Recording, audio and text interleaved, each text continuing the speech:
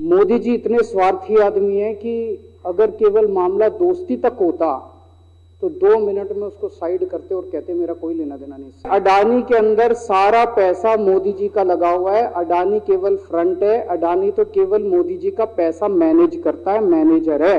अभी कुछ दिन पहले बीजेपी का एक बहुत बड़ा नेता मिला मेरे को, उससे काफ़ी लंबी चर्चा हुई मेरी, और उसने जो जो बातें बताई वो इतनी चौंकाने वाली थी कि आप सब सुनोगे तो रोंगटे खड़े हो जाएंगे।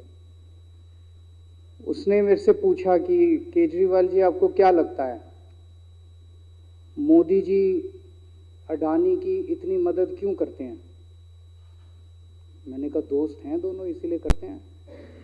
कहते बस इसलिए। कहता मोदी जी ने आज तक किसी के लिए कुछ नहीं करा, अपनी वाइफ के लिए कुछ नहीं करा,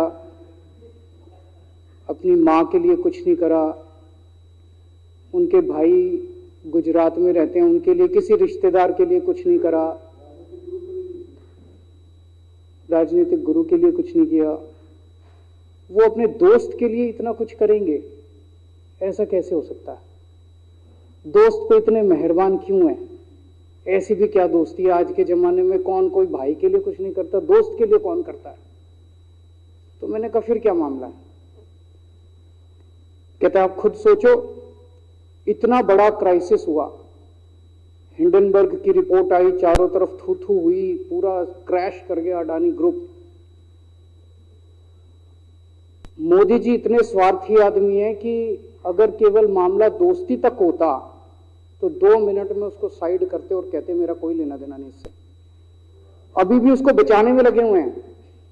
कभी एसबीआई को कह रहे हैं इसको पैसे दो, आज अखबार में आया पीएफ वालों को भी बोला इसको पैसे दो, सारी एजेंसी अभी भी उसको पूरी तरह से उसको बचाने में लगे हुए हैं।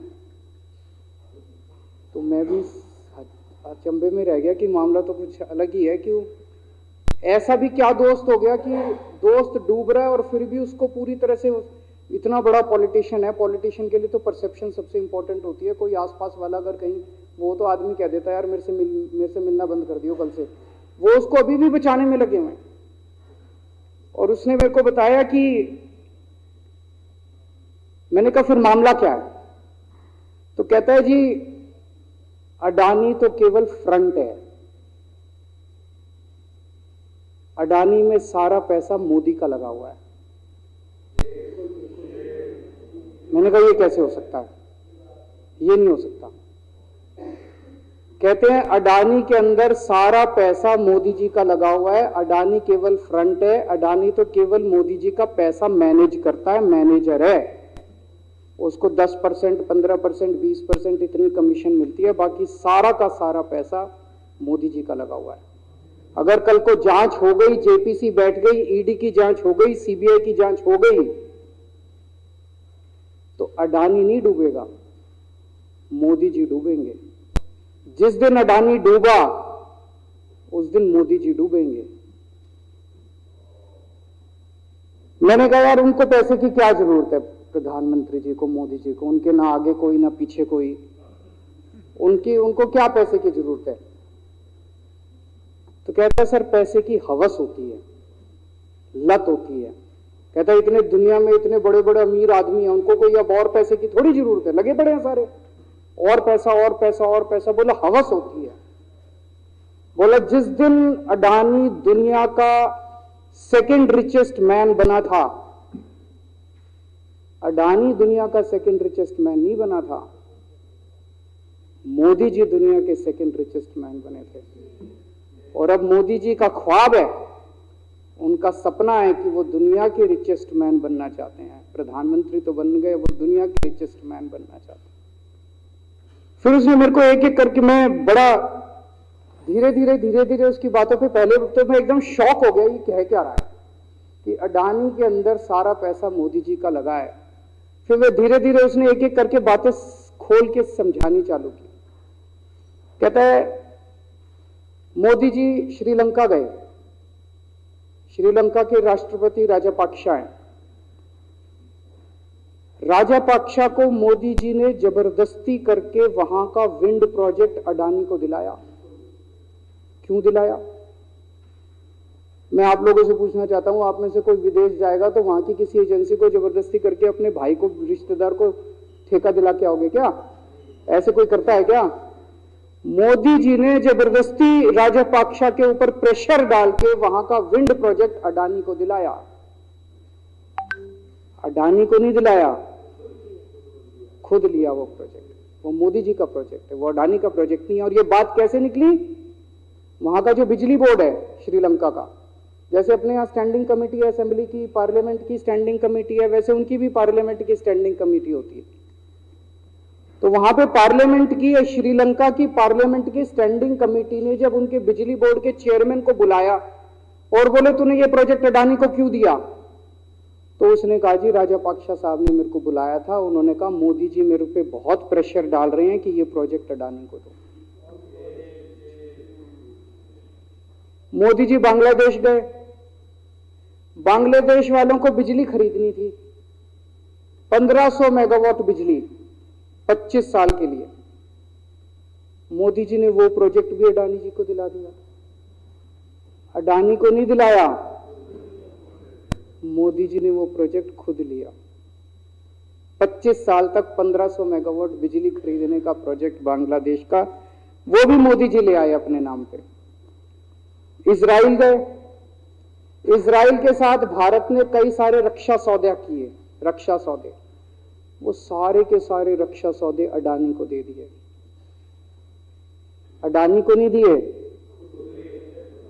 मोदी जी ने खुद लिए। अभी 2-3 साल पहले 6 एयरपोर्ट की नीलामी हुई प्राइवेटाइजेशन के लिए, सरकार ने उनकी नीलामी करी, भाई प्राइवेट प्लेयर आके लो। उसमें एक कंडीशन थी कि उसी को दिया जाएंगे ये एयरपोर्ट जिसने पहले एयरपोर्ट का काम कर रखा है। हर सरकारी ठेके में होती है, हम सड़क बनाते हैं, कहते हैं भाई सड़क, जिसको ठेकेदार को सड़क बनाने का एक्सपीरियंस है उसी को दिया जाएगा। हम बिल्डिंग बनाते हैं, हम कहते हैं भाई ये पानी के वाटर ट्रीटमेंट प्लांट लगाते हैं, हम कहते हैं भाई जिसने WTP वाटर ट्रीटमेंट प्लांट इतने लगा रखे हैं उसी को दिया जाएगा। हम सीवेज ट्रीटमेंट प्लांट बनाते हैं, हम कहते हैं जिसको 20 साल का एक्सपीरियंस है, 15 साल का है, उसी को। इसमें भी ये कंडीशन थी कि जिसने इतने साल तक एयरपोर्ट चलाने का काम कर रखा उसी को दिया जाएगा। अब अडानी ने तो कर नहीं, मोदी जी ने तो कर नहीं रखा था, अडानी ने तो कर नहीं रखा था, तो क्या करते? आखिरी मोमेंट पे वो कंडीशन हटा दी गई, बोले कोई एक्सपीरियंस की जरूरत नहीं है। 6 एयरपोर्ट नीलामी पे थे, 6 के 6 एयरपोर्ट अडानी को दे दिए, अडानी को नहीं दिए। मोदी जी ने वो खुद 6 के 6 एयरपोर्ट खुद अपने नाम कर लिए। आज 2021 नवंबर में एयरपोर्ट टेक ओवर किए, 2023 1.5 साल हुआ है। 1.5 साल के अंदर आज एयरपोर्ट का 30%, पूरे देश का एयरपोर्ट का जितना धंधा है, बिजनेस है, उसका 30% बिजनेस जो है वो मोदी जी के पास है। 30%, 1.5 साल के अंदर इतना बड़ा भारत देश, इतने एयरपोर्ट, 30% एयरपोर्ट का बिजनेस आज मोदी जी के पास है। एक और बड़ी इंटरेस्टिंग चीज हो रही है, ये ईडी और सीबीआई को इस्तेमाल करके बंदूक यहां रख के लोगों की फैक्ट्रियां छीनी जा रही हैं। मतलब 10 अक्टूबर 2018 को, 10 अक्टूबर 2018 को कृष्णापट्टनम पोर्ट के ऊपर इनकम टैक्स की रेड हुई और 6 अप्रैल 2020 को 1.5 साल बाद वो पूरा एयरपोर्ट अडानी ने खरीद लिया। उसके यहां बंदूक रख के उसको कहा या तो दे दे और या जेल। तो वो अडानी ने नहीं खरीदा, वो मोदी जी के पास चला गया कृष्णापट्टनम एयरपोर्ट। 10 दिसंबर 2020 को एसीसी और अंबुजा सीमेंट पे रेड हुई और 2 साल बाद 16 अक्टूबर 2022 को दोनों सीमेंट प्लांट मोदी जी के पास चले गए।